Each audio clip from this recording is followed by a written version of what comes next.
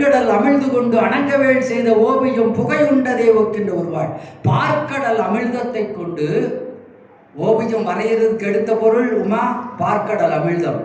வரைகிற ஓவியர் யார் என்றால் மன்மதன், அழகுக்கு அரசன். அவன் மாதிரியே தான் வரைவான்.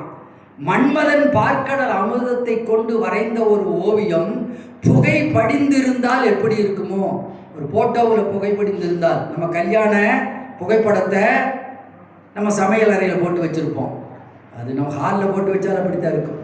அது மேலே புகை படிந்திருந்த மாதிரி அது பார்க்கடல் அமிழ்தத்தை கொண்டு அணங்கவேள் செய்த ஓவியம் புகை உண்டதே ஒக்கின்ற ஒரு வாழ். தான் இருந்த மாநிலம் செல்லரித்தளவும் ஆண்டு எடாதாள்.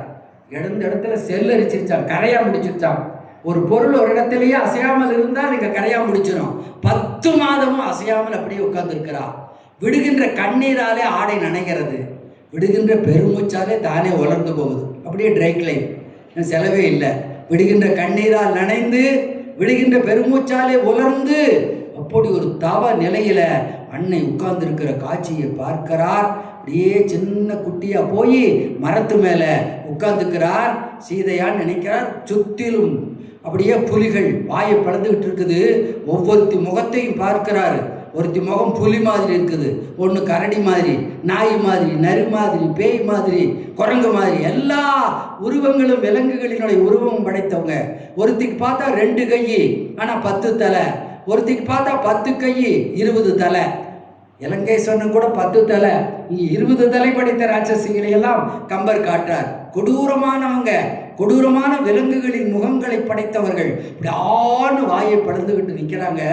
நடுவிலே சோகம். அப்படி சீதா திராட்டி பார்க்குறாரு. எழுகிறாள். திடீர்னு திசைகள் போரும் பார்க்கிறா. அந்த திசையிலிருந்து வருவாரா, இந்த திசையிலிருந்து வருவாரா, ராமபிரான் வருவாரா, திசைகள் தோறும் அழைக்கின்ற கண்ணாள். திசையெல்லாம் பார்க்கிறாளாமா. எழுகிறாள். வரலன்னு தெரிஞ்சோன்னா விழுகிறா, அழுகிறா, தொழுகிறா, விழுகிறா, வெதும்புகிறாள், விம்முகிறாள். ஐயோ ஐயோ ஐயோ, என்ன செய்வேன்னு துடிக்கிறாள். அப்போதான் சரி சீதை தான். அதனால இவள் சீதா பிராட்டின்னு அவள் துன்பத்தை பார்த்து முடிவுக்கு வந்த ஆஞ்சநேயன் சொன்னான், இன்னும் தர்மம் அழியவில்லை, நானும் அழிய மாட்டேன். சீதையை நான் கண்டுபிடித்து விட்டேன், அறம் அழியவில்லை. வாழி ஜானகி, வாழி ராகவன், வாழி நல் அறமே. உலகத்தில் ராமன் வாழட்டும், ஜானகி வாழட்டும், அறம் வாழட்டும். அவங்க 2 பேரும் வாழ்ந்தால் உலகில் அறம் வாழும். ராமநாமம் இருக்கின்ற வரையில் உலகில் தர்மம் இருக்கும். அதனாலேயே பிரமனுடைய ஆசையை பார்த்தோம். இந்த உலகத்துல சூரிய சந்திரர்கள் இருக்கின்ற வரை, கடல்கள் இருக்கின்ற வரை, மலைகள் இருக்கின்ற வரையில, மழை இருக்கின்ற வரையில இந்த உலகத்திலே ராமாயணம், ராமநாமம் நின்று நிலவி உலகத்தில் மக்களை எல்லா பாவங்களில் நின்றும் கரை சேர்க்கும் என்று பார்த்தோமே. அந்த மாதிரி இப்போது ஆஞ்சநேயன் உணர்ந்தான். எல்லாரும் இருந்தாங்க. இப்ப திடீரென்று ராவணன் வருகிறான். ஆஞ்சநேயர் மேல உட்கார்ந்துருக்கிற சின்ன குரங்கு குட்டியா சீதை துடிச்சுக்கிட்டு இருக்கிறா. அரக்கைகள் எல்லாம் பாய தயாராக இருக்கிறார்கள். ராவணன் வருகிறான்.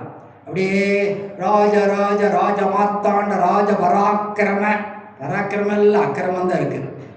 பராக் பராக் பராக் என்று எல்லாரும் கட்டியக்காரர்கள் கட்டியும் கூற, ஊர்வசி உடைவாள் ஏந்தி வர, பக்கத்தில் மேனகை வெற்றிலை பாக்கு கொடுத்து வர, திலோத்தமை செருப்புகள் தாங்கி வர, எல்லாம் தேவலோகத்து நடன அரசிகள் எல்லாம் வர்றாங்க. ஒருத்தன் ஆம்பளையே கிடையாது, அவனுக்கு ஆண் வாசனையே பிடிக்காது. எல்லாம் தேவ மகளிர் சூழ அப்படி கட்டியும் சொல்ல உள்ளே வருகிறான். உள்ளே வந்த உடனே சீதை அப்படி நடுங்கி நிற்கிறாள். வர்றா வந்து, சீதாதேவி இன்றைக்காவது மனம் என இறங்குவாயா? உனக்கு இவ்வளவு பேர் அழகு படைத்த அந்த பெருமை, அந்த கருணையை மட்டும் வைக்க மறந்து விட்டானே. அவன் கருணை இல்லையாம், அவளுக்கு கருணையை வைக்க மட்டும் மறந்து விட்டானே. நீ இன்னும் என்ன நம்பிக்கையோடு இருக்கிறாய்? ராமன் வந்து காப்பாற்றுவான்னா? அன்னைக்கு மாரீசன் வந்து அவன் மாயம் செய்த போது அந்த ராமன் இறக்கிற போது சீதா லட்சுமணான்னு குரல் கொடுத்து விட்டு துடி துடித்து இறந்ததை நீ கேட்கவில்லையா? அன்னைக்கே இறந்து விட்டானே ராமன். இன்னும் ராமன் வருவான் என்று நம்பிக்கொண்டு இருக்கிறாயா? நான் 3 உலகங்களுக்கும் திரிலோக சக்கரவர்த்தி, திரிலோகாதிபதி. நான் என்னை மணந்து கொண்டால் உன்னை 3 உலகங்களுக்கும் அரசியாக்குகிறேன், என்னை ஏற்றுக்கொள்ளும் சொல்லி காலில் விழுகிறான். சீதாதேவியினுடைய திரிலோக சக்கரவர்த்தியா இத்தனையும் பேசி போட்டு காலம் தொட்டு, தேவி என்னை ஏற்றுக்கொள்ளா. சி நாயே அப்படின்னா விலகி நின்று, சீனாயே, தேவர்களுக்குரிய அவி உணவை ஒரு எச்சில் நாய் விரும்பினார் போல காகுத்தன் தேவி விரும்பி அடாது செய்கிறாய். என்னுடைய கற்பு கருங்கல்லை போல உறுதியானது. பெண்களின் கற்பு கருங்கல்லை போல இருக்க வேண்டும் என்பதற்குத்தான் திருமணத்தில் அம்மி மிதித்து அருந்ததியை பார்க்கிறோம். அருந்ததியை போன்ற இல்லற வாழ்க்கை இந்த கருங்கல்லை போல இவர்களுடைய வாழ்க்கையில் இந்த கற்பு திண்மை இருக்க வேண்டும் என்றது. என்னுடைய கற்பு கருங்கல்லை போல உறுதியானது. மேருவை உருவல் வேண்டின், விண் பிளந்து ஏகல் வேண்டின், ஈரேழு புவனம் யாவும் முற்றுவித்திடுதல் வேண்டின், ஆரியன் பகழி வல்லது. சாதாரணமாக நினைக்காத. என்னுடைய கணவன் ஒரு அம்பை எடுத்தால் மேருமலையை பிளந்து போடுவான், ஆகாயத்தை பிளந்து போயிடுவான். தலை 10 இருக்குது. ஒரு தலை இருந்தாலே நல்ல அறிவுமா. உனக்கு 10 தலை இருக்குது, 10 மூளை இருக்குது. நீ அறிவு இல்லாதவன் அல்ல, நீ சிறந்த சிவபக்தன். நாரதருக்கே நீ நயம்பட உரைக்கின்ற இசை ஞானமுடையவன், எல்லாம் தெரிந்தவன். இவ்வளவு அறிவை வைத்துக் கொண்டு ஏன் கெட்டு போற? அறிவு இருந்தும் இயலாதாய்னா அறிவு கெட்டவனே. நம்ம பார்த்து யாரும் அறிவு கெட்டவனேன்னு சொல்லக்கூடாது. அறிவு இருந்தால் தானே கெட்டுறதுக்கு.